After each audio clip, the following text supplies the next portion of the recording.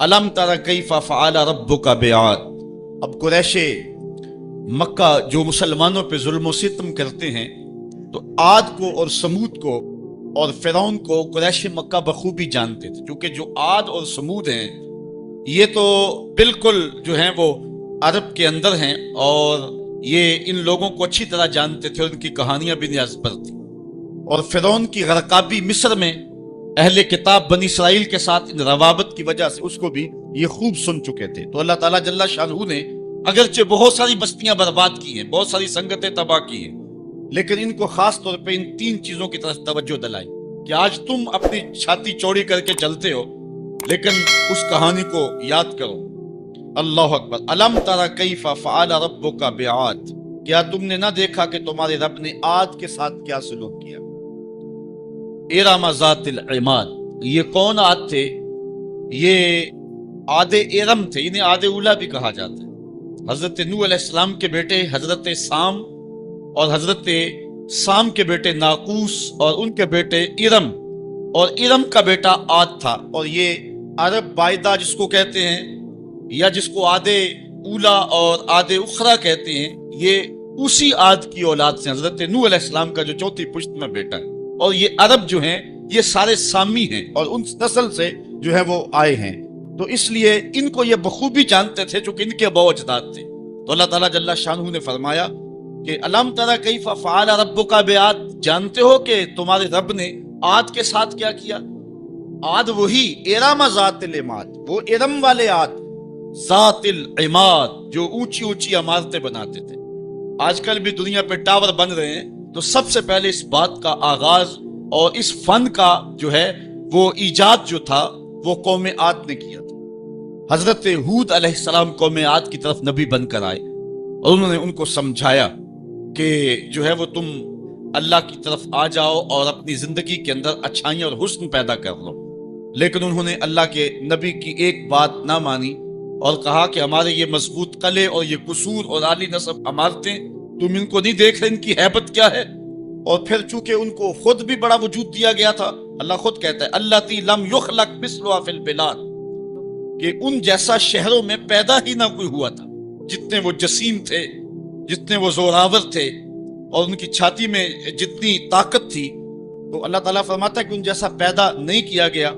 लेकिन फिर जमाने ने देखा कि कौम आद के साथ सलूक क्या हुआ। उनकी बस्तियां उलट के रख दी गई और सिर्फ खंडरात बाकी रह गए, जो है वो इबरत की कहानी माँ बाद आने वाली कौमों को सुनाने के लिए। वह समूद अल्लज़ीना जाबु सखरा बिल वाद, और कौम समूद जिन्होंने वादी में पत्थर की चट्टानें काटी। ये मदीना और शाम के दरमियान ये वादी पड़ती है। हजरत सालेह अलैहिस्सलाम जो है वो इस कौम की तरफ नबी बनकर मबूस हुए थे। ये पत्थरों की चट्टानों को आज भी वादी अल कुरा के अंदर इनके निशानात देखे जा सकते हैं। तो वादी कुरा के अंदर उन्होंने पहाड़ों के पहाड़ चीर के उनके अंदर मजबूत पनागाहें बनाई थी। आज के जमाने में एटम बम भी फेंका जाए तो वो वहां तक ना पहुंच पाए।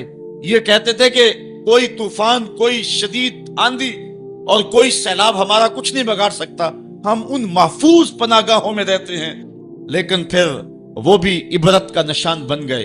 हुआ क्या कि जब वो पत्थरों की चट्टानें चीर करके अपने मकान बनाते थे, उसी शुगल में रहते थे, तो हजरत सालेह अलैहिस्सलाम ने जो है वो पत्थर से जिंदा ऊंटनी निकाल के दिखा दी अल्लाह की इज़्ज़त से और कहा हाज़िही नाक़तुल्लाह, ये अल्लाह की ऊंटनी है। चूंकि ये उस तरीके से नहीं आई है, ये खास वो सारी ऊंटनी अल्लाह की हैं, लेकिन निस्बत तशरीफिया इसकी तरफ हो गई। अब कहा कि इसकी बारी का हौज का पानी तुमने नहीं पीना, और जब इसकी बारी होगी ये पिएगी, और जब तुम्हारी बारी होगी तो तुम पियोगे। जिस दिन वो ऊंटनी पीती थी तो सारा हौज पी जाती थी, लेकिन ये नहीं था कौम प्यासी रहती, दूध इतना देती कि पूरी कौम सैराब हो जाती। अच्छा, इन्होंने क्या किया, उस ऊंटनी के पांव काट दिए इस तकब्बुर से कि एक तरफ पूरी कौम और एक तरफ ऊंटनी होके, एक जानवर होके उसको ये एजाज और तकरीम और प्रोटोकॉल दे दिया गया कि वो पूरा दिन हौज पे वो मालिकन हो हौज की और हम हौज के करीब ना जा सके। ये उन्होंने नहीं देखा कि हाज़िही नाक़तुल्लाह, ये अल्लाह की ऊंटनी है। निस्बत कितनी ऊंची है यार। आज कितना खूबसूरत घर आप बना लें, अरबों रुपए भी उसके ऊपर सर्फ कर लें, اور قیمتی سے قیمتی پتھر لگا لیں اس کے اوپر، اطلس و دیبا کا کام اس کے اوپر کروائیں، اور اس کے اوپر اعلیٰ سے اعلیٰ سونے اور چاندی اور طلا کا کام کروائیں، لیکن پتھروں سے بنا ہوا سادہ سا گھر بیت اللہ جس کو نسبت میرے رب سے ہے، بھلا کوئی کوٹھی، کوئی محل، کوئی قصر جو ہے وہ اس گھر کی عظمت کو چھو سکتا ہے؟ اس لیے کہ وہ بیت اللہ ہے، تو وہ قوم جتنی بھی سربلند کیوں نہ ہو، اللہ نے اس اونٹنی کو اعزاز یہ دیا تھا ناقۃ اللہ، وہ اللہ کی اونٹنی تھی۔ اچھا، انہوں نے اس کی توہین کی، اس کے پاؤں کاٹ دیے، تو اس اونٹنی کا ایک بچہ تھا، اس نے چیخ ماری، درد سے جب وہ چیخا تو اللہ کا عذاب آ گیا اور یہ عذاب میں مبتلا ہو گئے۔ اللہ اکبر۔ قوم عاد کا جو حال ہوا، قوم سمود کا پھر جو حال ہوا، وہ زمانے نے دیکھا۔ آگے ارشاد فرمایا وَفِرْعَوْنَ ذِی الْأَوْتَادِ، وہ فرعون جو کیلوں والا تھا۔ یہ ذی الاوتاد اس کو کہا گیا، اس کی کئی مفسرین نے وجہ بیان کی ہیں۔ اس کا اتنا بڑا لشکر تھا کہ لشکر میں جہاں پڑاؤ کرنا ہوتا، اس لشکر کے لیے جو خیمے لگائے جاتے، اس خیمے کی تنابیں جن کیلوں کے ساتھ باندھی جاتی، 70 اونٹ ان کیلوں کو اٹھا کے چلتے تھے، اس لیے کہا گیا یہ میخوں والا فرعون ہے۔ یا مفسرین نے کہا دوسری وجہ یہ ہے کہ جو فرعون کی بات نہ مانتا تو اس کو جو ہے وہ لٹا کر کے اس کے ہاتھوں اور اس کے پاؤں کے اندر میخیں ٹھونک دیتا تھا، نام پڑ گیا میخوں والا فرعون۔ تو جس کو اتنا ناز تھا کہ کوئی میری جھوٹی خدائی سے سر کیوں پھیرے، اور اس کو وہ عبرتناک سزا دیتا تھا۔ پھر فرعون وہ نیل کی موجوں میں بے بس تھا اور ہاتھ جوڑ کے کہہ رہا تھا آمنت برب موسیٰ، میں اب موسیٰ کے رب پہ ایمان لاتا ہوں، لیکن پھر اس وقت اس کا ایمان لانا فائدہ بخش نہ ہوا۔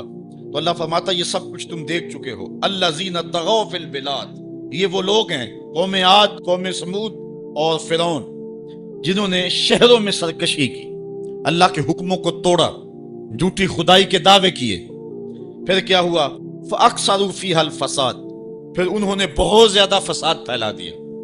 اللہ تعالیٰ جل شانہ نے ان کی شر کو، ان کے فساد کو جو وہ کرتے رہے، اللہ دیکھتا رہا، لیکن جب حد سے زیادہ ہی بڑھنے لگے فَصَبَّ عَلَيْهِمْ رَبُّكَ صَوْتَ عَذَابٍ، تو پھر تیرے رب نے ان پر اپنے عذاب کا کوڑا برسایا۔ پھر جو ان کا حال ہوا، اللہ اکبر، ان ربک لبالمرصاد، بے شک تمہارے رب کی نظر سے کچھ غائب نہیں ہے، تمہارا رب تمہارے ایک ایک عمل کو، ایک ایک کرتوت کو دیکھ رہا ہے۔ اے قریش مکہ، تم کیا ہو، تمہاری کیا حیثیت ہے؟ عاد و سمود کی بستیاں تمہارے رب نے الٹ کے رکھ دی، تمہارے رب نے فرعون جس کو جھوٹی خدائی کا گھمنڈ تھا، لشکر سمیت نیل کی موجوں میں ڈبو دیا، تو کیا تم باقی رہو گے؟ اس لیے ان کہانیوں کو بیان کیا۔ فَصَبَّ عَلَيْهِمْ رَبُّكَ صَوْتَ عَذَابٍ إِنَّ رَبَّكَ لَبِالْمِرْصَادِ۔ یہ کہانی بیان کرنے کے بعد انسان کی کج فکری پر اللہ تعالیٰ نے کتنی خوبصورت جو ہے وہ چیز ارشاد فرمائی۔ فَأَمَّا الْإِنسَانُ إِذَا مَا ابْتَلَاهُ رَبُّهُ فَأَكْرَمَهُ وَنَعَمَهُ فَيَقُولُ رَبِّي أَكْرَمَنِ۔ انسان کی فطرت ہے، جب اللہ تعالیٰ اس کو رزق دیتا ہے، دولت کے دروازے اس کے لیے کھولتا ہے، اس کو جاہ و منصب ملتا ہے، اور یہ اللہ تعالیٰ اس کو جاہ و منصب دے کے، دولت دے کے، اس کو پیسہ روپیہ دے کے اس کی آزمائش کرتا ہے، لیکن اس کو آزمائش نہیں سمجھتا۔ فَيَقُولُ، وہ کہتا ہے ربی اکرمن، میرے رب نے مجھے عزت دی ہے، وہ اس کو عزت سمجھ لیتا ہے اور کہتا ہے کہ میں اللہ کا محبوب ہوں، مجھے اللہ پسند کرتا ہے تو اس لیے مجھے دولت دی ہے، ورنہ میں غربت کی چکی میں پس رہا ہوتا۔ وہ دولت کو جو ہے وہ عزت سمجھتا ہے، حالانکہ اللہ نے بطور آزمائش اس کو دولت دی ہے۔ جب کسی بندے کو پوچھا جائے نا بتا کیا حال ہے، تو اگر اس کے پاس دولت کے انبار، وہ کہتا ہے بڑا فضل ہے اللہ کا۔ اچھا کیا فضل ہے اللہ کا؟ تو تہجد کی نماز بھی پڑھنے لگ گیا؟ نہیں، میں تو 5 بھی نہیں پڑھتا۔ اچھا کیا فضل ہے کہ اللہ نے تجھے یہ کرم کر دیا کہ تیری زبان پہ جھوٹ نہیں آتا؟ نہیں، میں تو صبح شام جھوٹ بولتا ہوں، ٹیکس بھی چوری کرتا ہوں، میں تو سب کچھ کرتا ہوں، تو پھر کیا فضل ہے؟ کہتا ہے مجھے دولت دے دی گئی۔ تو یہ انسان کی فطرت ہے کہ دولت جو مل جائے اس کو تو اس کو فضل الہی سمجھتا ہے، وہ ناجائز طریقے سے بھی لے تو اس کو بھی فضل سمجھتا ہے۔ کبھی آپ نے دیکھا ہوگا کہ سراسر کمائی حرام کی ہے، ناجائز فروشی کے ساتھ، رشوت کے ساتھ، اور کیا کیا دھندے کے ساتھ اس نے جو ہے وہ دولت کمائی، اور عالی نصب کوٹھی بنا کے اوپر لکھ دیا ھذا من فضل ربی، یہ میرے رب کا فضل ہے، حالانکہ یہ تو قہر تھا، آزمائش تھی اس کے اوپر، لیکن وہ شیطان نے اس کو جس راستے پہ لگایا اور شیطانی دھندے کے ساتھ جس نے دولت کمائی، اس کو بھی یہ فضل ربی قرار دے رہا ہے اور سمجھتا ہے کہ واقع میں رب کا فضل ہے۔ نہیں، اللہ فرماتا ہے ایسا نہیں ہے، یہ اس کی کج فکری ہے۔ فضل یہ نہیں ہے کہ کسی کو دولت دے دی جائے، فضل یہ ہے کسی کو تہجد کے سجدوں کی توفیق دے دی جائے، فضل یہ ہے کسی کے سینے کے اندر ایمان کا چراغاں کر دیا جائے، فضل یہ ہے کہ کوئی شخص جھوٹ بولنا چاہے بھی ایک غیبی طاقت زبان کو پکڑ لے، میرے بندے تو محمد عربی کا نوکر ہے اور محمد عربی صادق بھی تھا، امین بھی تھا، تو جھوٹ بولنا اچھا لگتا ہے تو وہ جھوٹ بولنا چاہے بھی تو نہ بول سکے۔ یہ ہے رب کا فضل، یہ ہے رب کی کرم نوازی اور یہ ہے رب کے رحم کا انداز۔ لیکن انسان کی کج فکری ہے، اللہ آزماتا ہے اس کو دولت دے کے، حالانکہ دولت کی آزمائش بہت ڈاڈی آزمائش ہے۔ حضرت عبداللہ ابن مبارک کہتے ہیں ہمیں غربت سے بھی آزمایا گیا اور دولت سے بھی آزمایا گیا۔ غربت کی آزمائش میں تو ہم پورے نکلے، لیکن دولت کی آزمائش میں ہم پورے نہ نکل سکے۔ یہ آزمائش زیادہ سخت آزمائش ہے، لیکن فیقول، بندہ کہتا ہے ربی اکرمن، میرے رب نے مجھے عزت دے دی۔